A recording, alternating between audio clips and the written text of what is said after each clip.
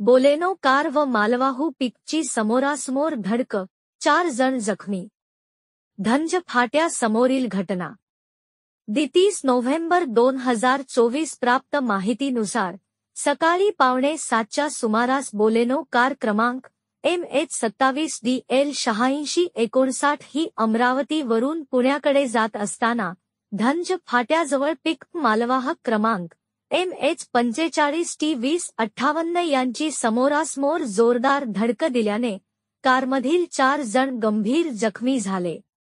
अपघाताची माहिती श्री गुरु मंदिर रुग्णवाहिकेच्या रुग्णसेवक रमेश देशमुख यांना मिळताच त्यांनी तात्काळ 108 लोकेशन कामरगाव पायलट नंदकिशोर आरेकर व डॉक्टर इंगळे यांना फोनद्वारे माहिती देऊन घटनास्थळी तात्काळ पाठविले. 108 लोकेशन कामरगाव पायलट नंदकिशोर आरेकर व डॉक्टर इंगळे यांनी तात्काळ घटनास्थळी जाऊन जखमी रुग्णाला रुग्णवाहिकेमध्ये प्रथम उपचार करून पुढील उपचारासाठी अमरावती येथे रुग्णवाहिकेद्वारे पोचून दिले.